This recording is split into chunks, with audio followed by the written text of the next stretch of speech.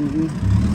هذا المكان الثاني الجهة الثانية هم أيضا أنا لسه سويتها، إن شاء الله راح أدخلها لهناك وهاي أسويها نظمها إن شاء الله.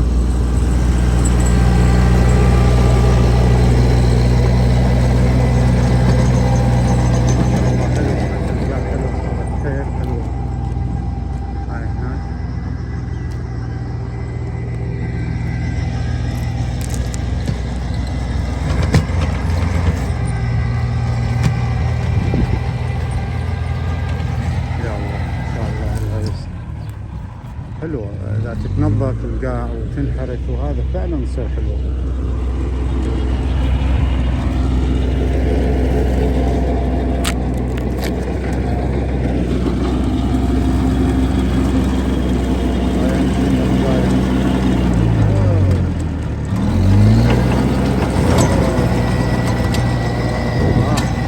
حلوة ما شاء الله. هاي الساقة انطمت لازم نفتحها من جديد. هاي سهلة نمشي. وهاي ان شاء الله تعالى هذين الأعمدة هاي الجهة راح تنشال بإذن الله تعالى، لأنه نصبة وهاي الأعمدة هناك جديدة هي 33 أنا سمحت لهم ينصبوها هنا باعتبار انه هاي خدمة عامة للمجتمع، فما بي شيء. بس قلت لهم هاي ان شاء الله هذني لأنه ما يصير انا احط كل هالأعمدة هاي بقاعي، الله ما يقبل. قالوا هاي تنشال بس بعدين يعني على ما تكمل المشروع ويكمل المشروع كله ونشال ان شاء الله. تحياتي وشكرا لكم والسلام عليكم ورحمة الله تعالى وبركاته.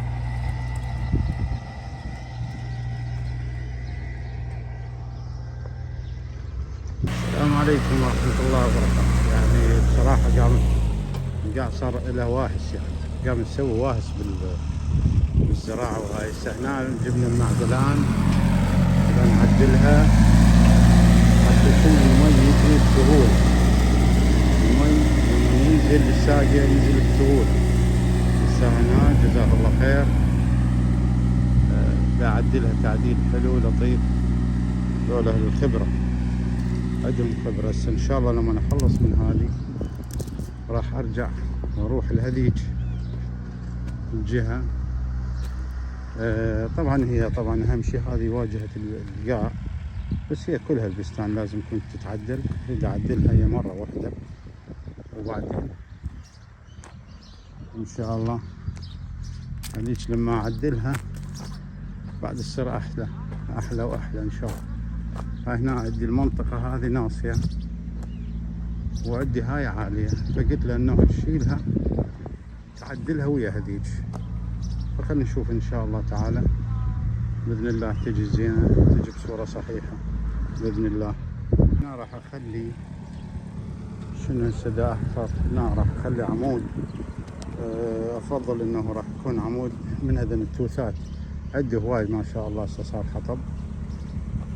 هنا راح اخليه حتى شنو لما ندخل سواء سيارتي او سيارة اصدقائي اقاربي لما يجون ما ينزل هناك، ومنهم ما ادري شنو هالعلة هذه الا ينزل بالنهر. هاي منها يلوف حتى بعد يخاف انه تنضرب سيارته ويلوف هنا ويجي يدخل. هاي كلها راح ازرعها اخليها شغلة حلوة ان شاء الله تعالى.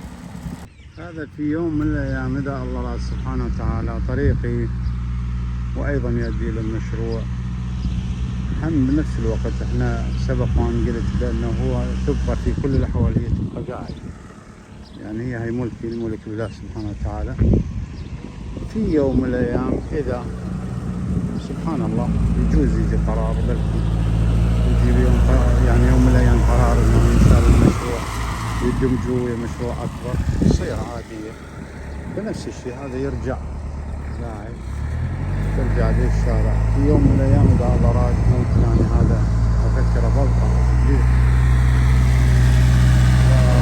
والله يعني القاع تصير تريد روحها، على الرغم انه راح تاخذ مساحة جدا كبيرة.